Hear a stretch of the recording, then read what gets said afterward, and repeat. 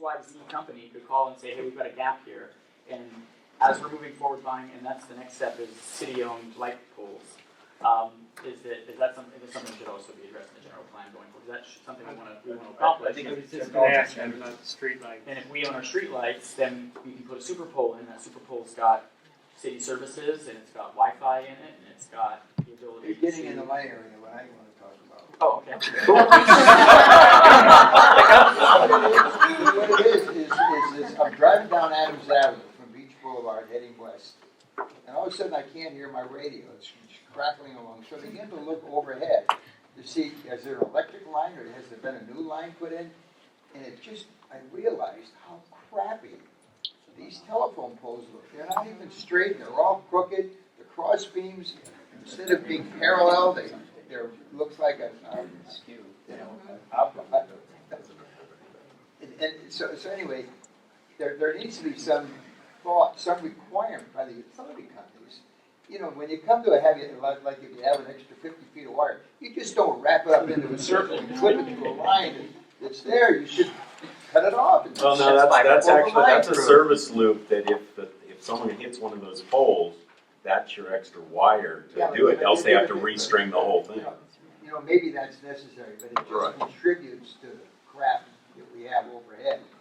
Why aren't we talking about so we ought to be subsurface looking then? at That's exactly consolidation. Yeah, well, why aren't we talking about with new subsurface then? I projects. mean, that's way, that would be way more looking towards the next 30 years than even worrying about the I'm poles. just saying there needs to be some thought, consolidation, the undergrounding or whatever. Right. We ought to make a statement in the Jeff, general. I wanted to give you a chance to chime in here. Yeah, just a couple of BMPs that are not, or best management practices that are not outlined in here that, you know, the city of Newport Beach and Dana Point go after. We don't talk about putting the drain covers over the storm drains so the trash doesn't go into the, you know, the storm drain. We don't talk about zero curbs where the water can actually go from the street and kind of percolate into the ground instead of just running off into a concrete jungle and into the storm drain and out into the ocean. We need to try and capture the water on site and let it percolate into the ground and not let it go into the storm drain. We don't need to divert it into the storm drain. It doesn't make sense. So for me, more areas for the, you know, more permeable pavement, you know, things where the water can actually soak into the ground would be something that I'd like to call out. Okay, so it sounds like number one is a significant issue for you and you'd like to see, some additional things reflected in the memo. Okay, and Kim, you had been expressing your support. No, I for agree. Dick's I point. think, and we were basically saying, why not do that? If we're thinking ahead, it would add to the beautification of the city. Absolutely. And it would, you know, we're doing a wish list here right now anyway, and we're not really looking at how expensive that would be. Yeah. But we could certainly look at that. I think that should be included. I think kind of listening to some of this, thinking this undergrounding idea can be tied into U4. Yeah. Kind of this process of, as part of doing master planning for the infrastructure, it's getting more of it underground as a priority. Don't we already have that though? I think we have that. It's only new.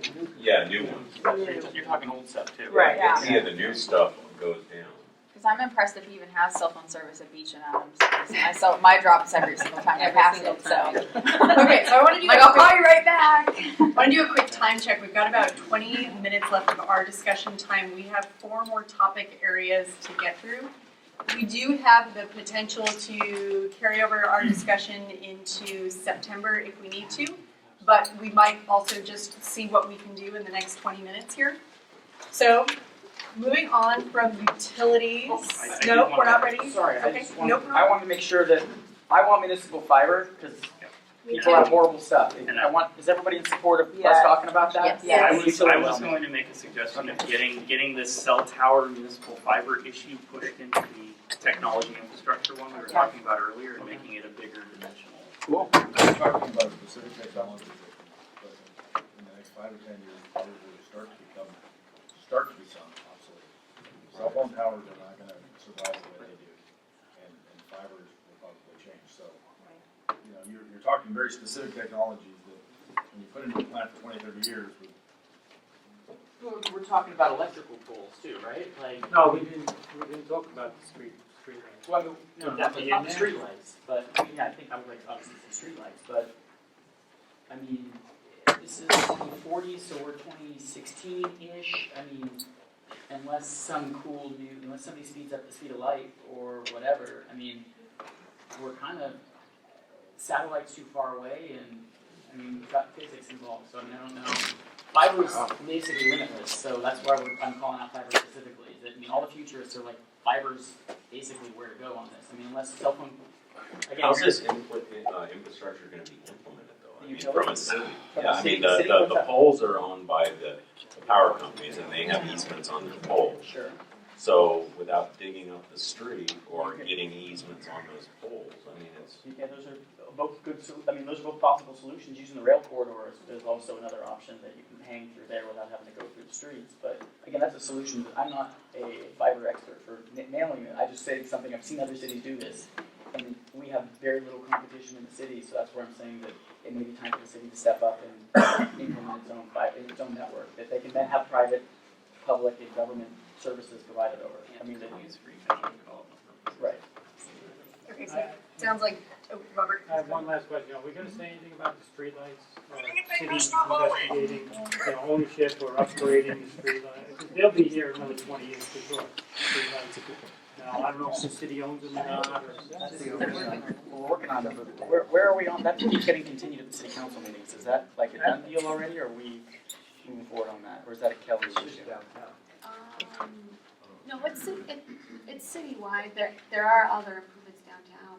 I don't know if the contract's actually been Because adopted, it's but been continued the last, because Aaron Clem, our efficiency manager, did that. That was his pet Yes. project just before he left. Yeah. And it's been on the city council agenda twice and it's been continued. Yeah, so that's, I would love to see that if that falls through the cracks, I would like to see in the general plan that the city work towards purchasing all of its streetlights, convert them to LED and evaluate using them as alternate forms for technology. Just call them technology poles. Sure. Okay, so,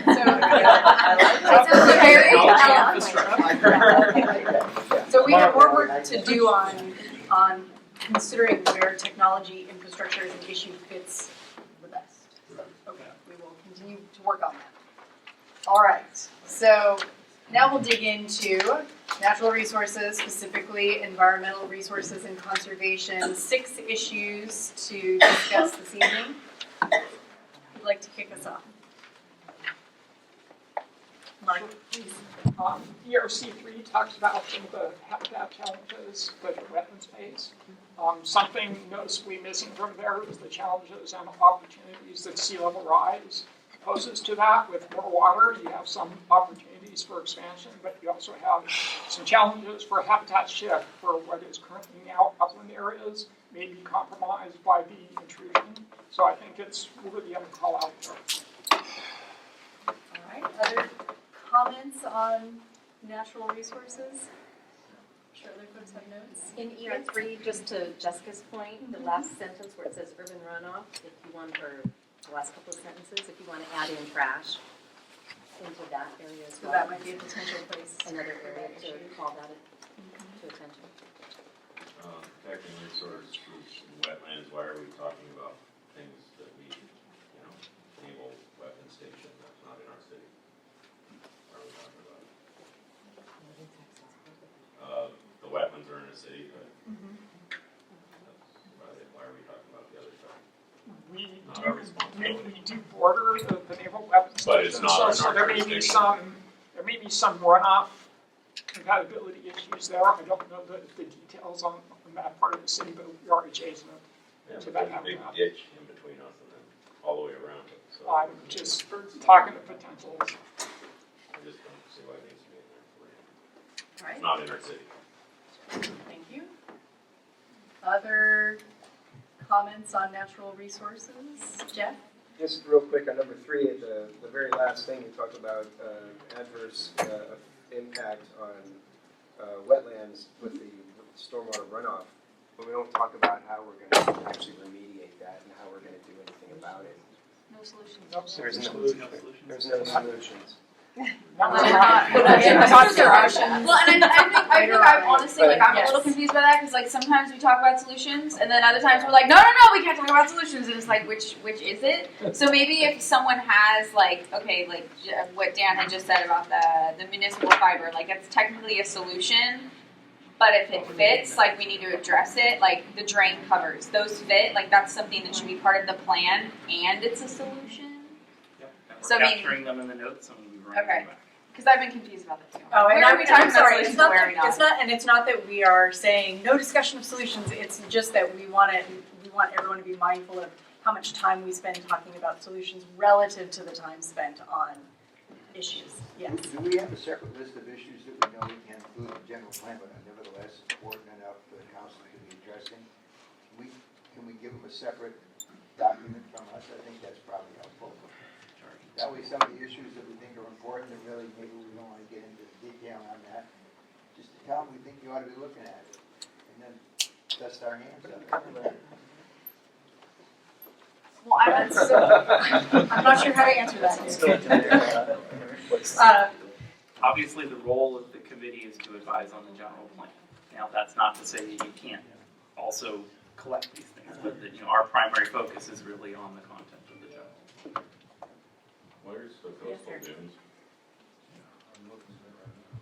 Live in Huntington, where's the coastal dunes? probably with the, Between the shoreline and PCH, Between where? between the shoreline and PCH, and between the water and PCH on the inland side. That's a Like dune both with of beaches. those. There's a dune ecosystem. Are you talking about the sand they pulled off PCH in the '96 storm and dumped it there? Is that our dune? I'm not sure exactly what you're referring to, but there's Going coastal, From there's wetlands coastal, up? there's coastal dune habitat in between the inland side of PCH and outer and inner Basin Bay.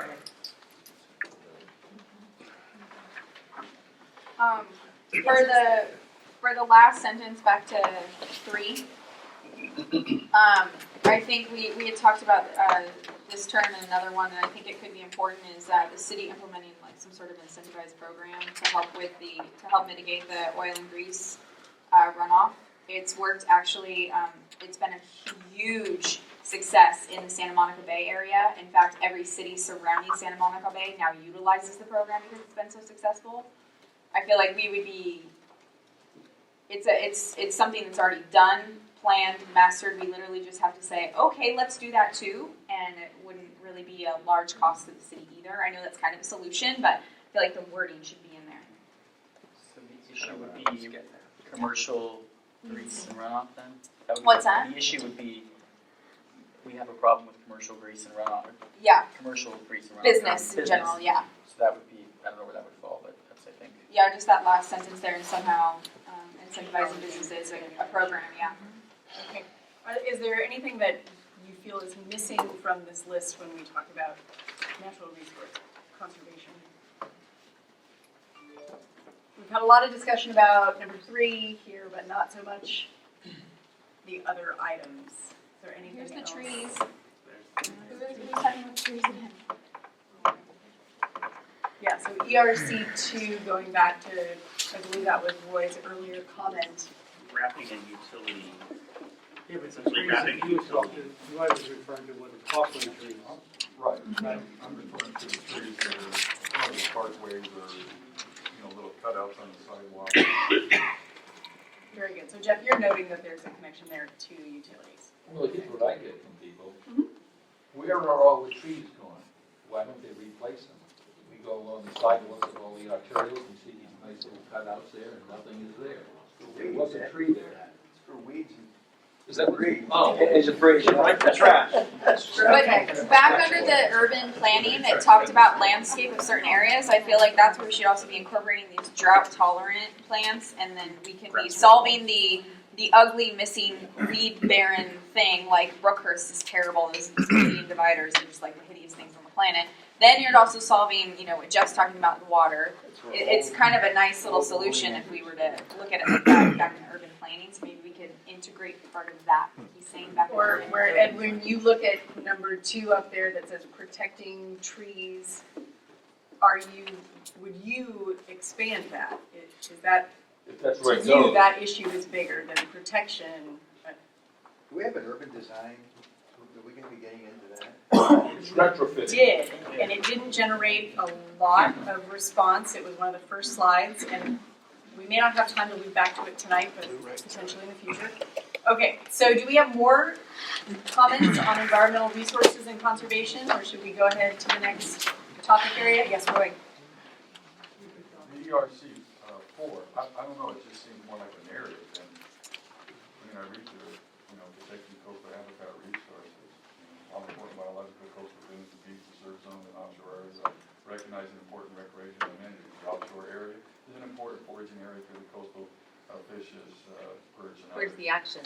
That's, yeah, it's almost like a narrative, like on the Shipley Center or something. And, I mean, what are the nuts and bolts of that? Is it the fact that they need to be preserved because of this, because of the foraging by certain animals, or I mean, it just to me seems more of just a narrative than hitting at something that just needs to be protected.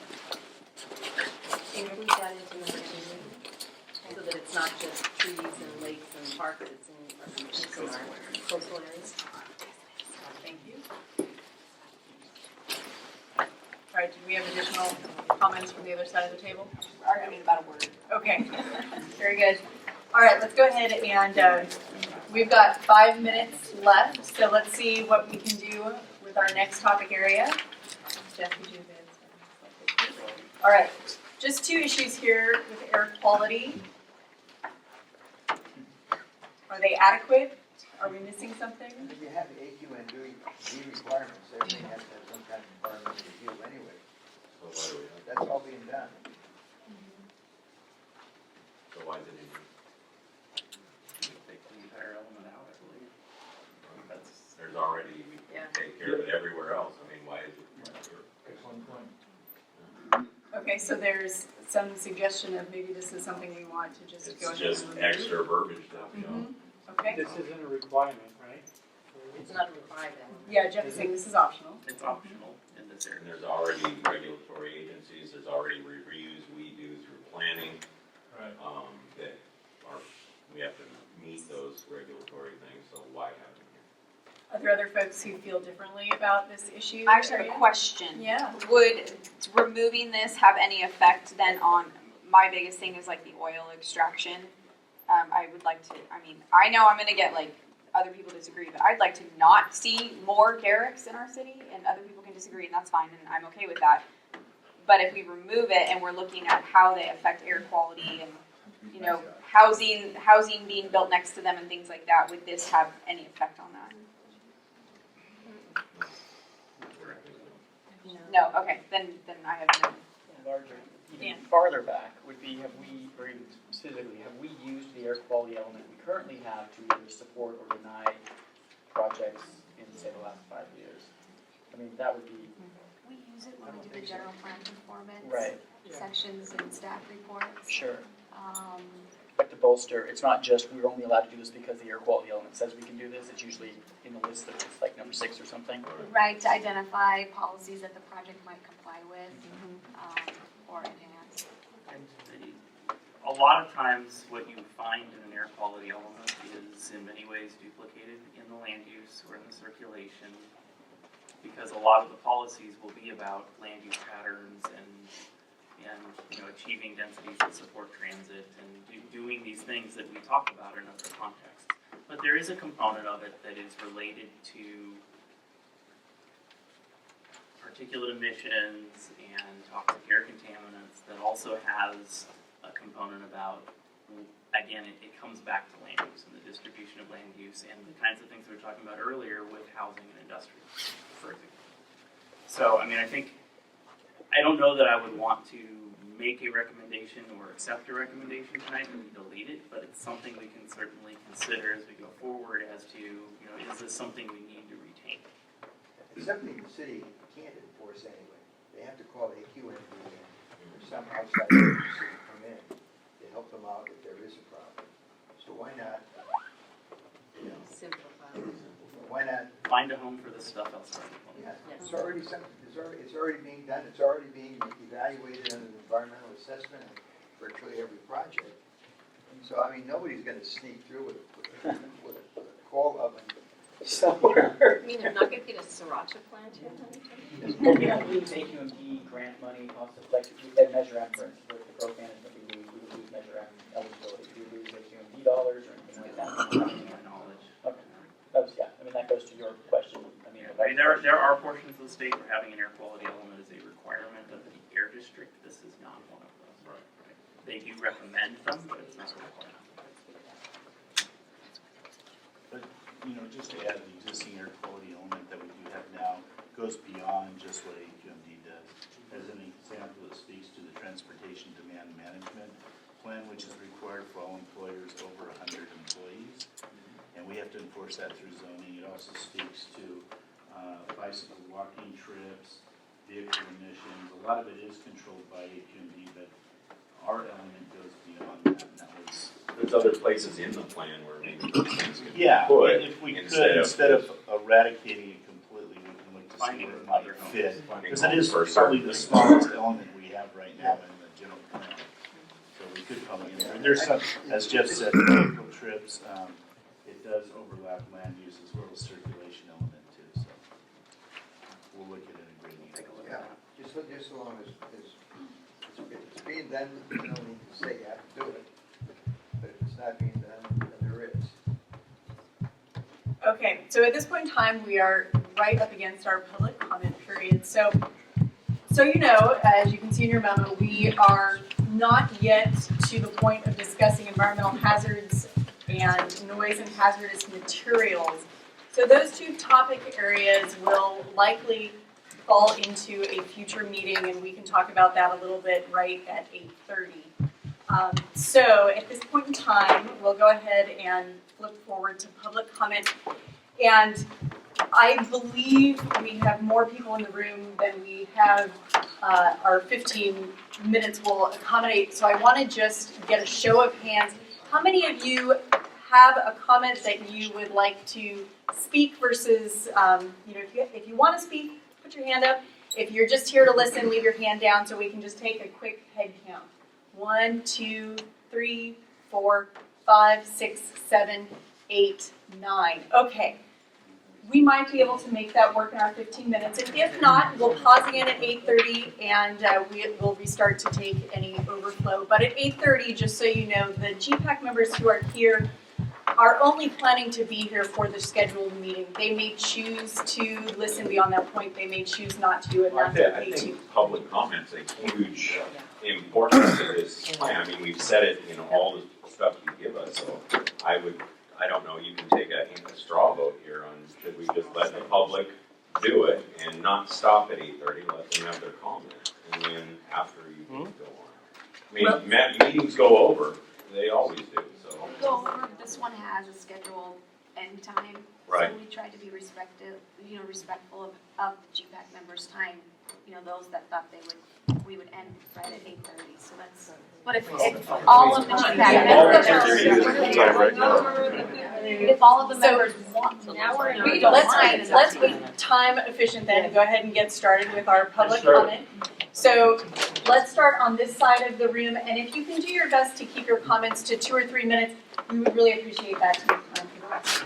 You've got a camera, so you can I haven't heard anything said about protected bicycle paths, because some of the things that have been mentioned have to do with automobile traffic, particulate matter, pollution, and things like that. Bicycles don't give any of that, but you've got to protect the cyclist, and if you do that with protected bike paths, you can cut down enormously on the traffic, even to the point where some cities allow only bicycles downtown. And the result of that is a tremendous reduction in automobile traffic. Thank you, and we'll try to just approximately go left to right on this side of the room. So go ahead, sir. Mike Hoskinson, got so much to talk about. Originally, I mean, we came to the meetings, the first meeting, you guys had said you took 600 surveys, was that correct? On the online survey, was it 600 people? Okay, great. So one of the things, I mean, because I think all of us, you know, we're on a forum downtown or in the whole city. There's 3,100 people there, and we've thrown a number of issues out.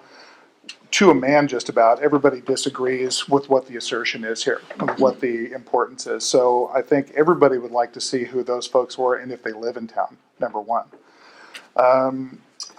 We were the part of the group that found out that you guys were a global warming outfit, that you guys are focused on global warming plans. I registered my dislike with that with the city. I think you guys are the wrong people to do this.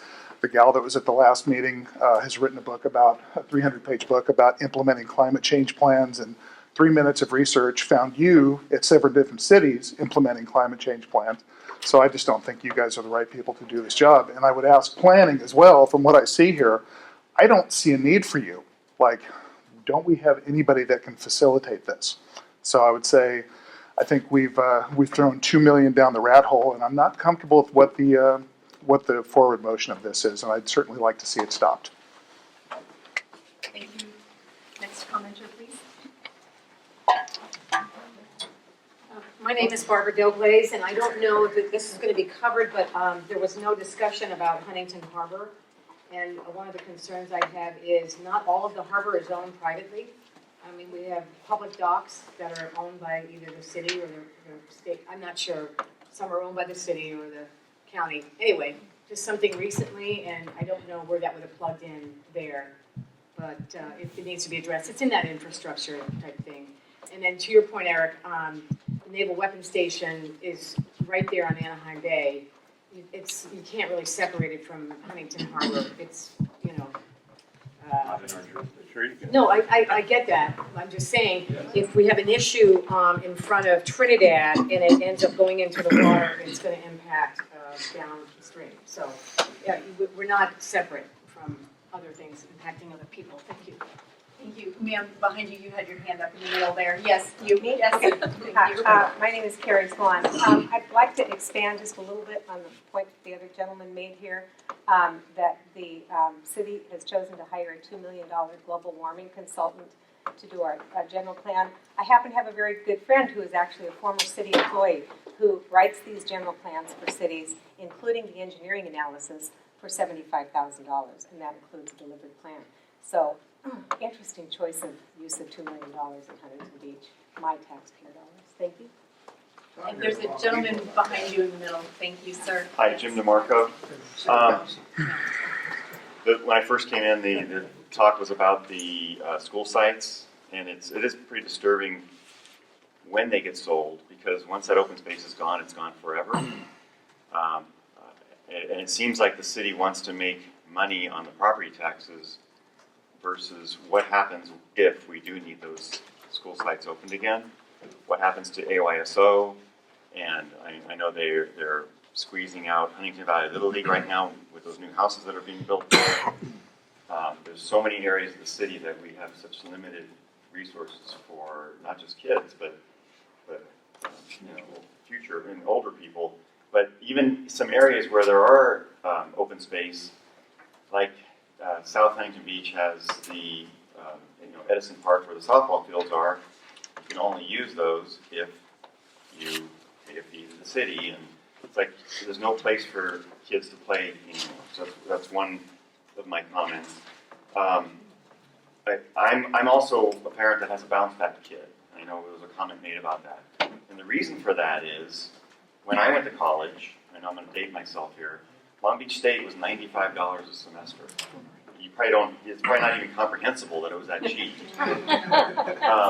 My apartment was $225 a month. I'm telling you, I mean, it's very, very difficult for a kid with a huge debt and housing costs that are well over $1,000, even for a shared place. So there is a need for places for my kids to live in my city. So I think that's very important. There was a comment about the telephone and electrical poles in the city. I look at those and I worry, when are some of those going to start falling? And if they fall, who are they going to kill? So how long will they really last? They're just made of wood. So that needs to be addressed as part of your infrastructure. When I drive now in the city, for some reason I'm sitting at the traffic light for 2, 3, or 4 minutes, and I'm not understanding why. I live right off Indianapolis, and it's very frustrating why the lights have been timed to be extremely long nowadays. Some have left turn signals that you have to wait at. Some have a green light that allow you to go. So I think that needs to be addressed in the city. I have a couple more quick things here. There was a comment made about the trees. There's a lot of trees that, yes, they do look ugly because of the way they're cut out. They're going right through electrical lines. They drop a lot of ugly, they're littering the streets. I mean, they don't look nice like they were intended to. So I think the trees need to be addressed. Maybe they need to be cut down. They have this big of a hole coming out of the ground, and they're I don't know how they get water, and they are uprooting the sidewalks, and so that is something else to be addressed. You talk about technology. FiOS told us that I live on a street where I'm in a cul-de-sac, and they came down my street and turned before they came into the cul-de-sac. This was years ago. They never came back into my cul-de-sac. So this FiOS all around me. And it's so incredibly frustrating. It is, me too. What they told us is the city's telling them that the new rule is if they're going to put FiOS on my street, they have to rip up the whole street and re-slurry the whole thing, is what they are telling us. Let's have them install it. But we need FiOS on our street.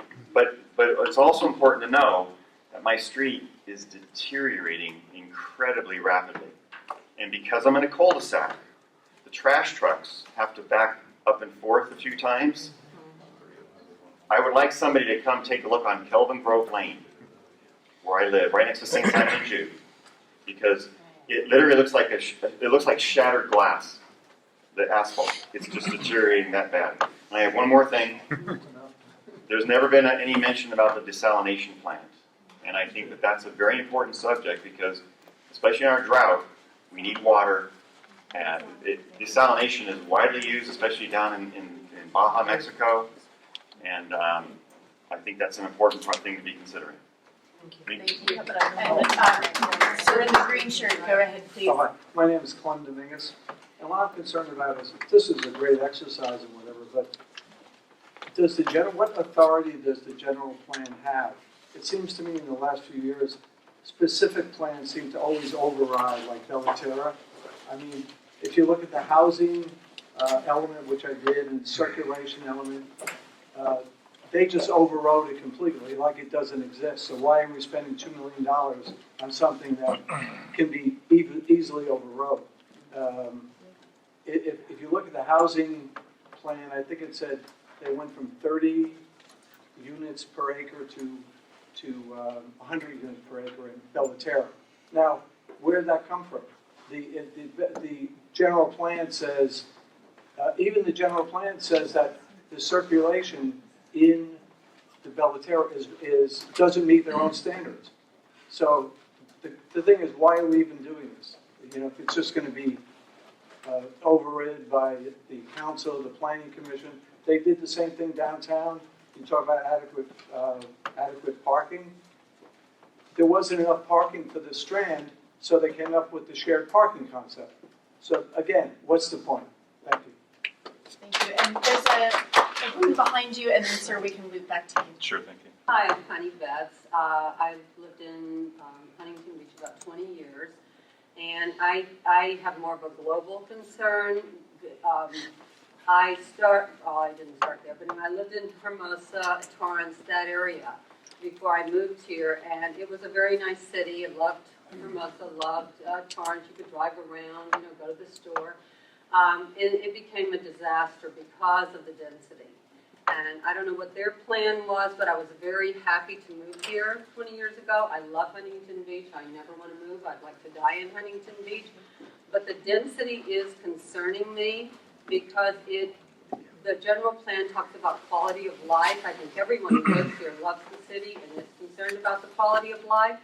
And I really resist going to Bellaterra, not just because of the apartments. I can't even imagine once they're all occupied, but I have no claustrophobia. But when I go try to get out of Bellaterra, I become claustrophobic because you actually cannot get out of there. So when all those apartments are occupied, Beach Boulevard, it's going to be another Torrance. And if any of you have ever lived in Torrance, have been around there, I think the city's really been ruined. And I don't want to see that happen to Huntington Beach. Other hands we have up over here. No, you're here.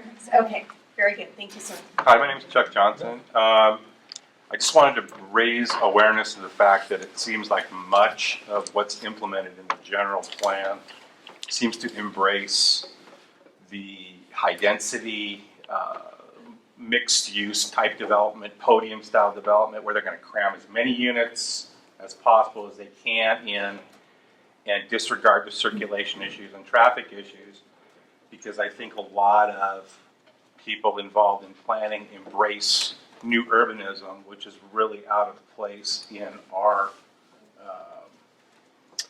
city. It doesn't fit in. Playa Vista, yeah, Santa Monica, whatever. They're trying to engage in social engineering and drop these high density developments into an area in order to promote more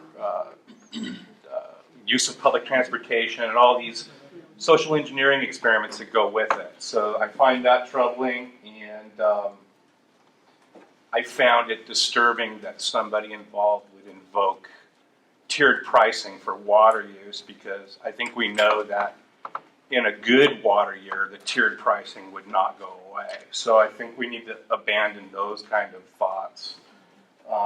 And then there's no mention of, in the section devoted to recreation, there was nothing set aside to discuss the issues of youth sports, like youth sports league, like they talked about, the disappearing Little League fields and things of that nature. So I'd like to see some language implemented to promote those uses of open space. And one more thing, I'm a little disturbed because you say you had input from, say, 600 people. My wife is fairly involved politically, governmentally, and I had absolutely no awareness that this was going on until the other day. And to me, I find that kind of surprising. So I'm a little shocked that your outreach was so pitiful. And I also kind of perceive the methods that are being used as kind of like a Delphi method. You're bringing us to a foregone conclusion. And I really don't like that at all either. So thank you. I'm Cheryl DeMarco. I'm an architect and a realtor, so I have a different perspective. I've lived here almost 30 years. So I think the harbor is a huge asset. I didn't see that really being brought up. My in-laws lived there for years. And I also, agree with that it wasn't publicly really brought forth. I remember getting something in my water bill. I could not make that meeting. And I haven't heard anything. Today I was trying to find out the time for tonight's meeting.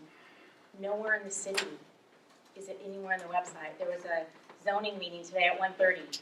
This was not publicly on the website. So it should be. I think this is a public arena, so it should be on it. Anyways, my concern really is the traffic and congestion from some of these high density projects that are going on. Down the road, we're going to have tremendous traffic on Beach Boulevard area. And the corridor of Beach Boulevard, as we're looking in the future, I would really hope you guys would put an emphasis on the architectural aspects and how it's going to look, not just how it's been planned in the past. It's just been so haphazardly planned and so many different developments kind of put in there. There's a steel construction site that's been there for I don't know how many years, but it didn't get completed and nobody has to take it down. It's just an empty piece of concrete of construction there. That's like at Talbert and just north of Talbert on Beach. Water availability for the future, and what do we do in the drought situations? I mean, we really gotta be considering some of these things, the bicycle and vehicular, issues that some of these, people have brought up, and you guys all have brought up too. I've know kids who have been killed, I know people that have been killed in the city, and it just shouldn't happen if you're riding a bike. You shouldn't be going to school and get killed. You shouldn't happen. Brookhurst and Magnolia, one of the major intersections in our city that has a ton of accidents. Brookhurst and what? I'm sorry, in Adams, that zone is just terrible. I don't know why it's so bad. I mean, it's a bad, it's not, you guys all know that that's a problem. I wanted to, mention about the grease that was brought up. I don't know her name here. Jessica. Jessica, yeah. I think Orange County Department of Health, they have, grease interceptors that restaurants and stuff have to use.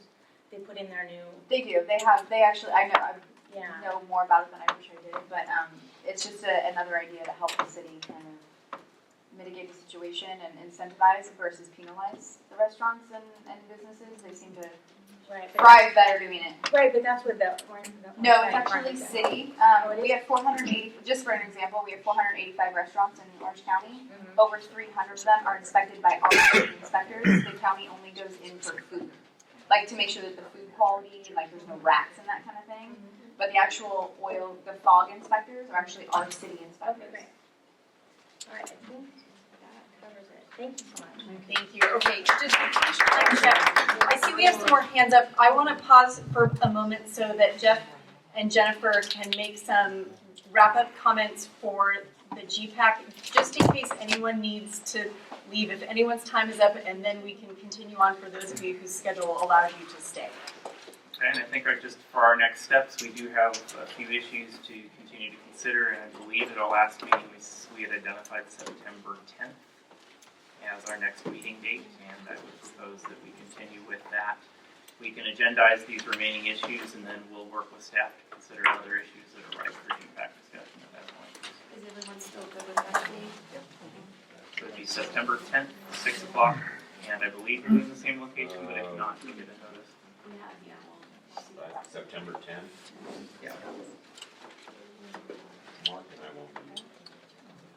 Possible. Yeah.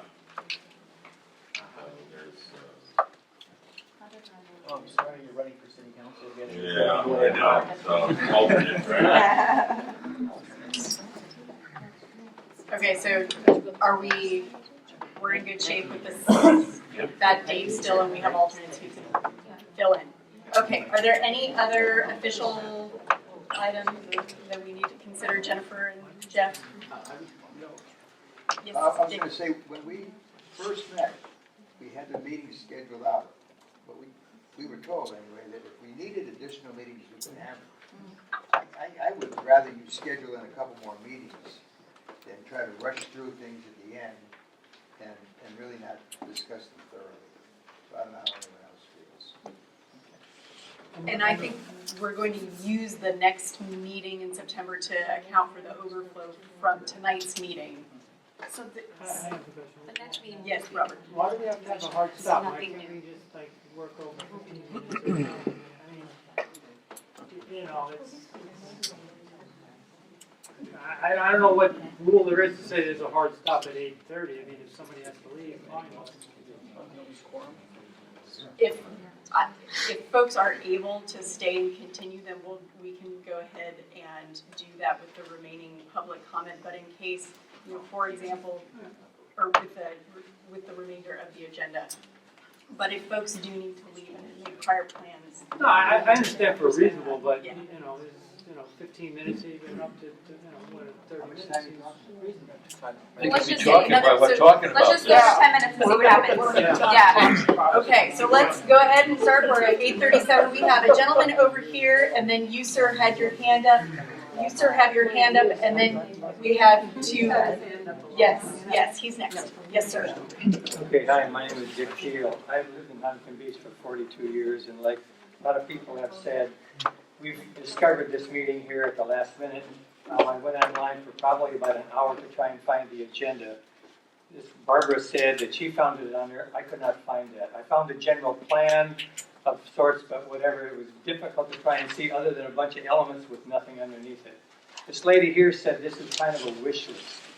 I don't know who came up with this wish list, but I've also heard you say several times that you use a system approach.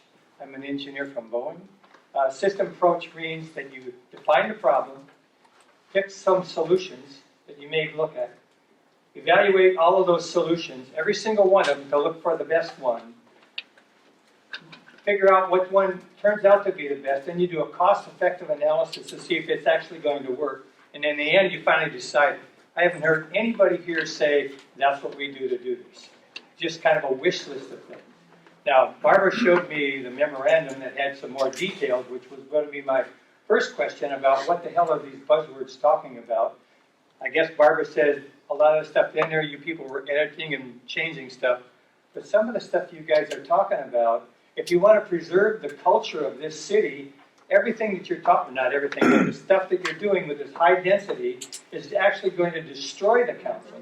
Someone mentioned Santa Monica. Santa Monica put in two things, high density housing and rent control, what Dave Sullivan is now proposing to put on the ballot.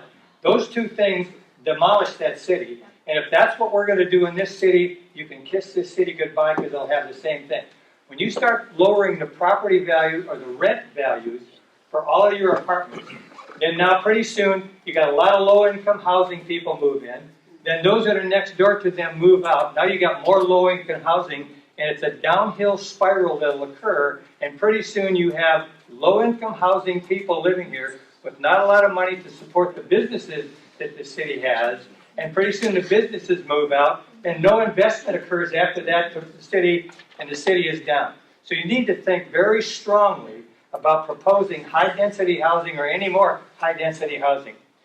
Now, Vicki, was it? Connie. Connie said Bellaterra. Bellaterra was told by me, or by Eric Peterson, that they built those apartments with 1.5 parking spaces per apartment. Now, does anybody here that lives in Huntington Beach only have 1.5 cars? So, they don't, right? So you don't have 1.5 cars. That means that the Bellaterra parking, which you can't find anything right now, in the future, like Connie said, is going to be filled and you won't even be able to park there. What do the Bellaterra business people think about that?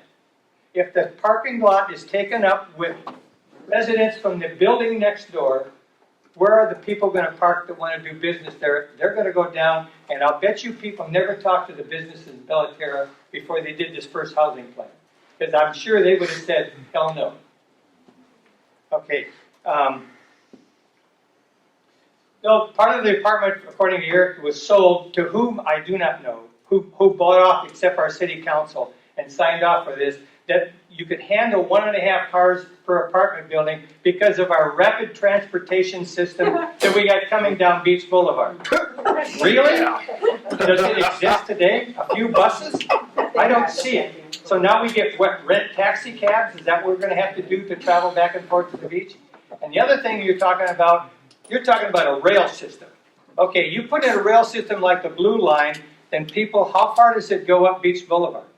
And you want to talk about people, us having trouble in Huntington Beach right now with residents in the summertime coming to our beach, a lot of the minorities coming here and causing problems and trouble.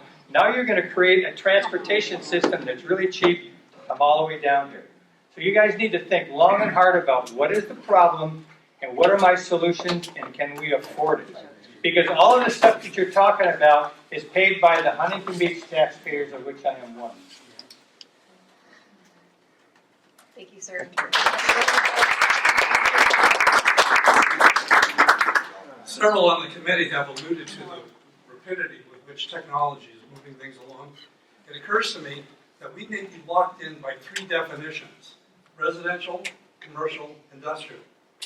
Where does the young person in their 20s have an opportunity to maybe set up a business if it's in the house where he's living with his parents? Because it's a residence. Are we going to accommodate that? Amazon and UPS and FedEx want to have one-day delivery.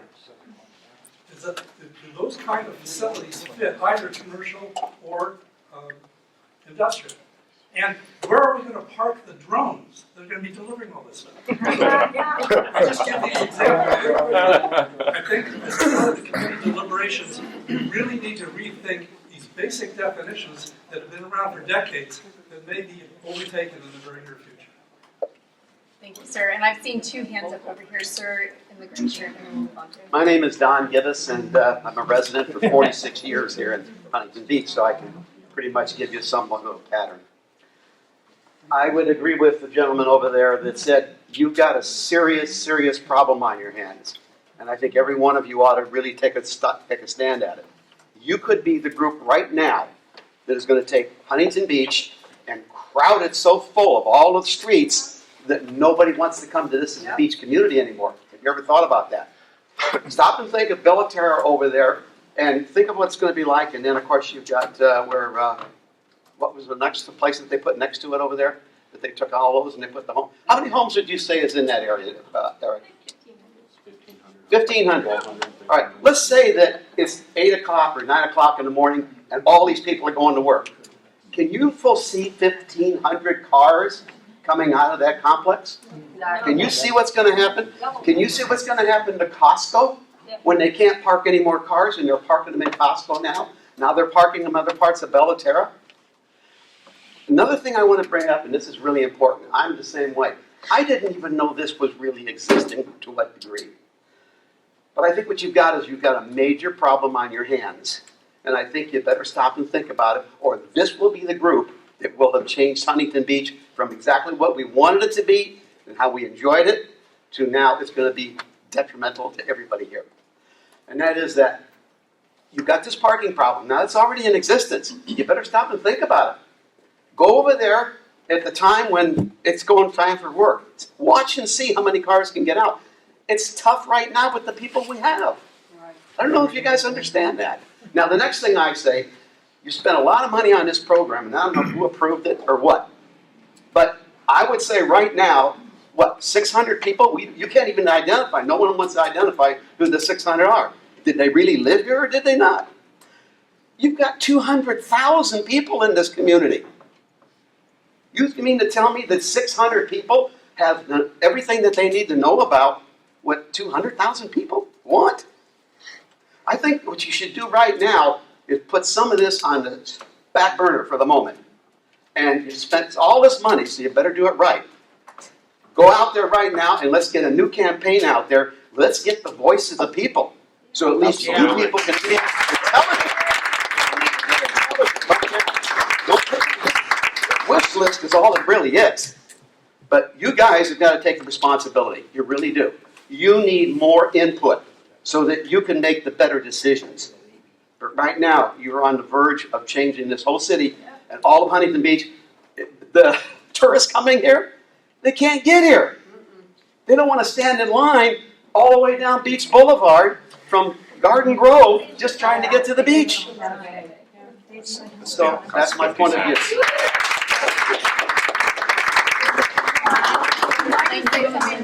So that we can hear everybody, can we just acknowledge that we are not supposed to be talking about housing? Like that was. That's ridiculous. That's ridiculous. We have no control over it. Sorry, I didn't. That's absolutely ridiculous to divorce it from this process. I didn't divorce it. I'm sorry. My name is Terry. I live in the Moffett Tract in Southeast. And this person here, I'm sorry, I don't know your name. Jessica brought up the issue of water. It brought up the issue of water, and I just wanted to. I was actually going to speak about a couple of other issues, but I think this is an important issue. I agree with her. There are a number of water-saving things that can be done in the city to incentivize homeowners and business people to improve or lower the amount of water that we're using. I don't believe in punishment, but I do believe in incentivizing. I think there are a number of things that can be done there, and I don't want to deal with that right now. But I did want to bring up the issue of the desalination plant. I do live in Southeast with an Edison plant, a toxic waste dump, and that hasn't been cleaned up yet, and a water treatment plant that goes up Brookhurst, and now they want to put in a desalination plant in Southeast. All I have to say about that is let's put it in Huntington Harbor and see how that flies. Yes, my name is Bridget, and I just want to make a couple of points. I'm a lifelong resident of Huntington Beach, but my 14-year-old daughter here has been listening patiently. It's not the most exciting meeting for a 14-year-old. But one thing she pointed out is that why is the library still closed on Sundays, which hurts her, yet we're spending $2 million on this. And I know you're saying that's a city council issue, but you guys were appointed by somebody. You can pass it on to your city council friends or city employees. So, and then the other thing, I'm a homeschool mom, so I'm home a lot. I have, my mother's a senior. She lives in her home. I live in mine. So we're home a lot. So I do not like the suggestion of a tiered system on the water. Because we're home during the day, we're using more water, more electricity, but guess what? We're not utilizing the public school system that our taxes paid for, my parents paid towards, so I just want to pass that on, something to think about. We have two more comments over here. Yes, ma'am. My name is Margaret, and this pertains to housing, which is a fellow terror. We live right near there. But what I wanted to say is that I've already told my husband that when all those apartments are built, I will not be going to the Costco that's a mile away from me. I'll be going to the one in Fountain Valley. So therefore, residents of Huntington Beach will be traveling. It'll take me less time probably to get to Fountain Valley Costco than it would to drive over less than a mile with all those apartments and all the cars and everything else. So it'll affect Huntington Beach in other ways.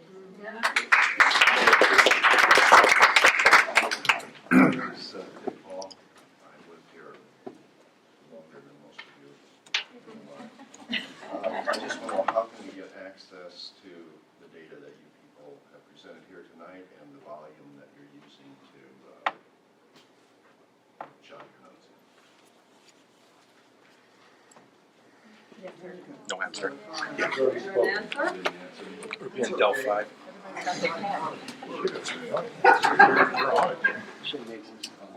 What I wanted to say was, someone mentioned $2 million being spent, but I didn't hear anyone say that the analysis that was done showed there's techniques for dealing with between A and B on how that money should be spent. And that can easily be done. So if you have an idea that something like global warming is for sure real, then let's put it on the table and have an analysis done.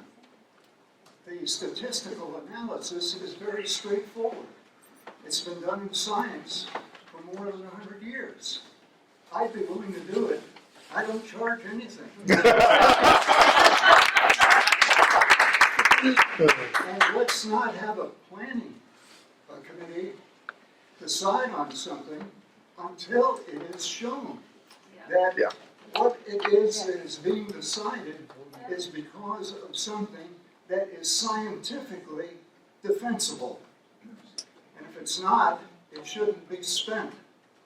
That's the point. Are there any remaining comments for our comment period?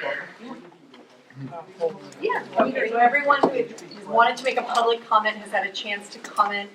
So with that, I think we know we have our September date. Jeff? And I do have three other things to kind of address just on things that have come up.